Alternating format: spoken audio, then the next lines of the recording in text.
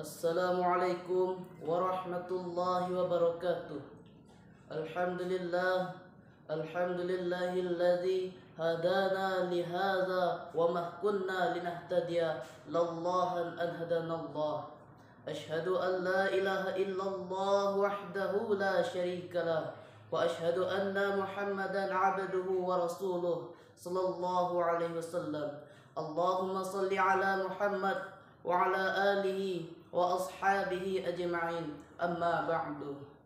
Para hadirin, hadirat dan para dewan juri yang dimuliakan Allah Jalla Jalaluh, segala puji syukur hanya untuk Allah Jalla Jalaluh yang sudah selayaknya kita mensyukuri akan nikmatnya dari kita bangun tidur sampai kita tidur kembali. Bahkan tidur itu sendiri adalah nikmat daripada Allah Jalla Jalaluh. Maka pantaslah Allah Jalla Jalaluh berfirman di dalam Al-Quran, "Fabi ayyi ala'i rabbikuma tukadziban." Maka nikmat yang mana lagi yang telah kamu dustakan? Maka dengan mengucapkan Alhamdulillahi Rabbil Alamin, semoga kita dan keluarga kita termasuk dari hamba-hamba yang bersyukur kepada Allah Jalla Jalaluh. Selawat dan salam kita mohonkan agar selalu tercurahkan kepada junjungan kita Nabi Muhammad sallallahu alaihi wasallam, dan semoga kita termasuk dari umat beliau yang diakui di akhirat kelak. Amin ya rabbal alamin. Para hadirin sekalian yang dirahmati oleh Allah Jalla Jalaluh, perkenalkan, nama saya Fadil Ali Akbar, perwakilan SMP Negeri 5 Kubung, Kabupaten Solok.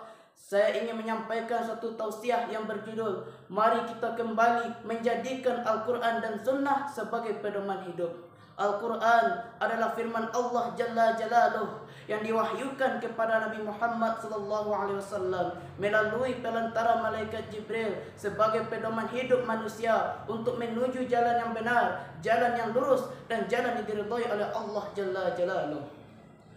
Al-Quran adalah kitab suci Allah yang sempurna, sebagaimana Allah telah berfirman di dalam surah Al-Baqarah ayat 41, "Wa aminu bima anzaltu musaddiqan lima ma'akum wa la takunu awwala kafirin bih wa la tashtaru bi ayati thamanan qalila wa iyaya fattaqun." Dan berimanlah kamu padanya Al-Quran yang menyempurnakan apa-apa yang ada sebelum kamu, dan janganlah kamu menjadi pertama kali kafir dengannya Al-Quran, dan janganlah kamu menjual ayat-ayatku dengan harga yang murah, dan kepadanya lah kamu bertakwa. Dari ayat tersebut jelaslah bahwa Al-Quran adalah kitab suci Allah yang paling sempurna, karena datangnya dari Allah Jalla Jalaluh yang maha sempurna. Akan tetapi sebagian umat Islam di akhir zaman ini, mereka tidak lagi menjadikan Al-Quran sebagai imam mereka, malah sebaliknya Al-Quran hanya dijadikan sebagai makmum mereka. Al-Quran hanya ditaruh di dalam lemari-lemari kaca sebagai pajangan dan hiasan, sampai-sampai Al-Quran itu berdebu karena tidak pernah lagi dibalik apa lagi untuk dibaca.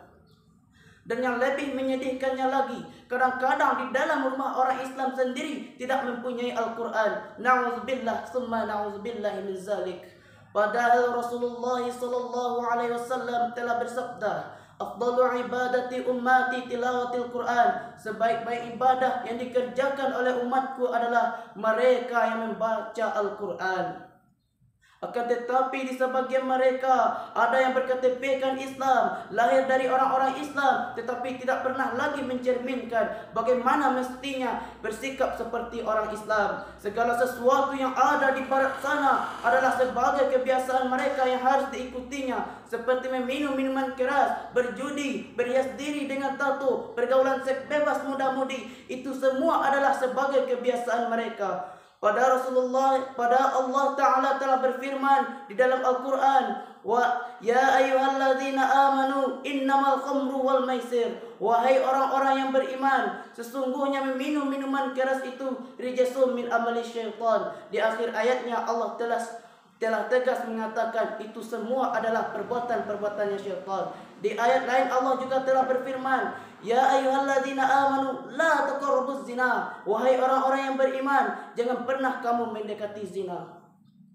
Maka pada kesempatan kali ini saya mengajak kepada seluruh hadirin terutama para generasi muda, para generasi bangsa. Mari kita bangkit, kita songsong kejayaan Islam dengan kembali kepada Al-Quran dan Sunnah Nabi Sallallahu Alaihi Wasallam. Apabila kita telah kembali kepada Al-Quran dan Sunnah Nabi Sallallahu Alaihi Wasallam, maka Allah berjanji, lafatahna alaihim barakatim minas sama'i wal ard. Maka Allah akan bukakan pintu berkahnya dari langit dan dari bumi. Maka barulah kita bisa mencapai kehidupan fit dunya hasanah wa fil akhirati hasanah. Bahagia kita di dunia, bahagia pula kita di akhirat kelak.